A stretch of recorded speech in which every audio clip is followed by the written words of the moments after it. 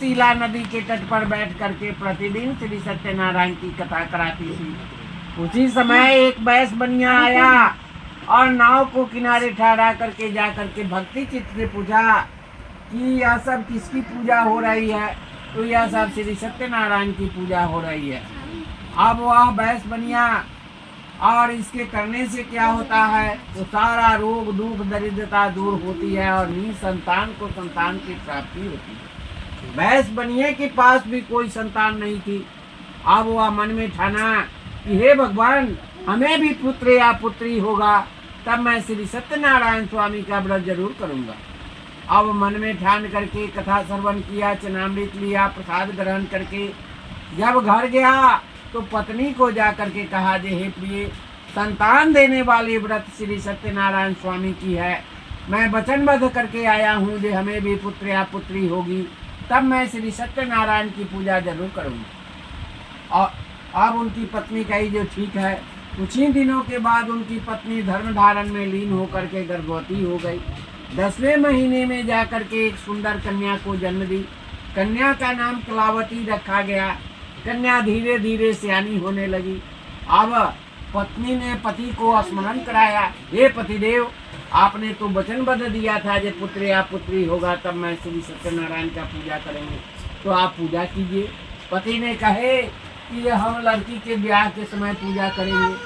और यह सुन करके और कह करके व्यापार चले गए। लड़की को तो वरदान था चंद्रमा के समान बढ़ना। लड़की बहुत तेजी से बढ़ने लगी, सियानी हो गई और अपने सखियों के साथ बागीचा में खेल रही थी। कुछ दिन के बाद जब उसके पिताजी आए तो देखे जो बागीचा में लड़की खेल रही है और सियानी हो गई है। अपने मंत्री को कहे, हे मंत्री, इसके लिए सुसुक वर चुन करके लाया गया। ब्याह भी रचाई गई, परंतु श्री सत्यनारायण स्वामी का कथा करना भूल गया।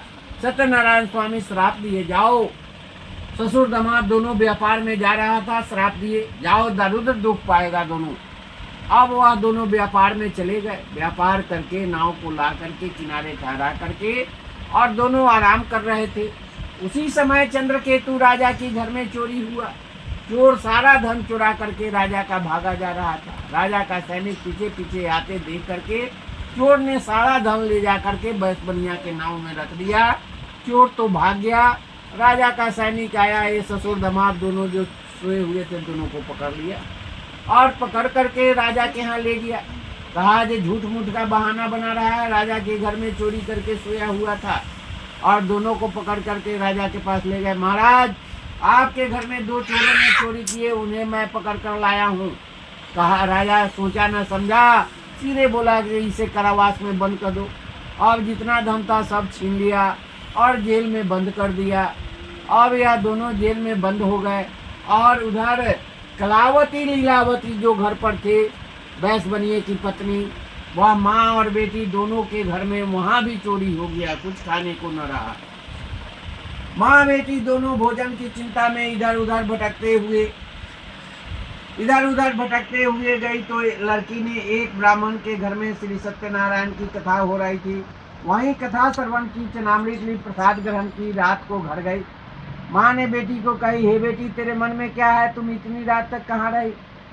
बेटी ने कही, हे माँ, मैं भोजन की चिंता में इधर उधर भटकते हुए ब्राह्मण के घर में श्री सत्यनारायण की कथा हो रही थी, वहीं कथा श्रवण किए, चरणामृत लिए, प्रसाद ग्रहण किए, तेरे लिए भी प्रसाद लाए।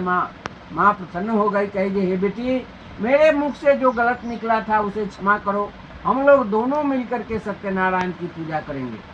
अब माँ बेटी दोनों मिलकर के सत्यनारायण भगवान की पूजा की। पूजा में भगवान को प्रसन्न की और वरदान मांगी, हे भगवान, मेरे पति और दामाद शीघ्र वापस चले आए। अब भगवान प्रसन्न होकर के कह दिए, जे ठीक है, तथास्तु, तुम्हारे पति और दामाद चले आएंगे। लेकिन बंद करके कौन रखा है जेल में, तो चंद्रकेतु राजा।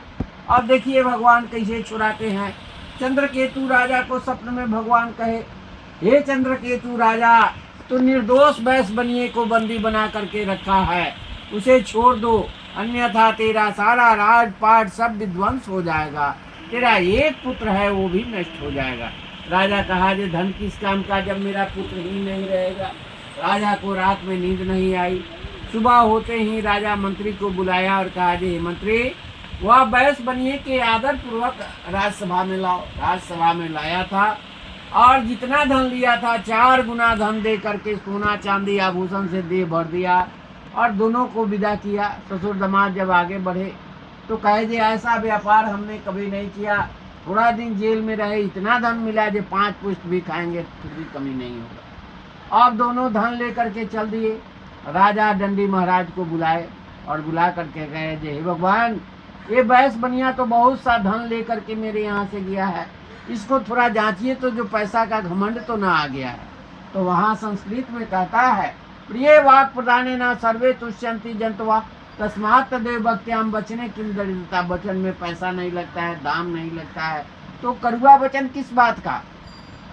इसलिए कभी भी मीठा वचन बोलिए। कुछ ले करके नहीं आए हैं, कुछ ले करके जाना भी नहीं है, सब यहीं रह जाएगा। फिर इतना दर्द किस बात का जो आज कम कमाए, आज ज़्यादा कमाए, आज 2 रुपया हुआ, आज 4 रुपया हुआ, तो भगवान जो दिए उसी में खुश रहिए। इसलिए अब कुत्ते को रोटी अप्रिय वाक प्रदाने न सर्वे तुष्यंती जंतवा तस्मात् तदेव भक्त्याम बचने किंदर। वचन में कभी भी कड़वा न लाइए, मीठा वचन बोलिए, वहाँ विष्णु का वास होता है। इसलिए कदापि कड़वा वचन को मत बोलिए। कुत्ते को डंडे और रोटी लेकर के बुलाइएगा, नहीं आएगा, और प्यार से बुलाइएगा तो आपके पास 2 हिलाते हुए शरीर पर चढ़ जाता है। इसलिए कभी भी वचन को मीठा रखिए, कड़वा वचन मत बोलिए। इस प्रकार से इति श्री 4वां अध्याय पूर्ण हुआ। बोलो श्री सत्यनारायण भगवान की जय। बोलो वृंदावन बिहारी लाल की जय।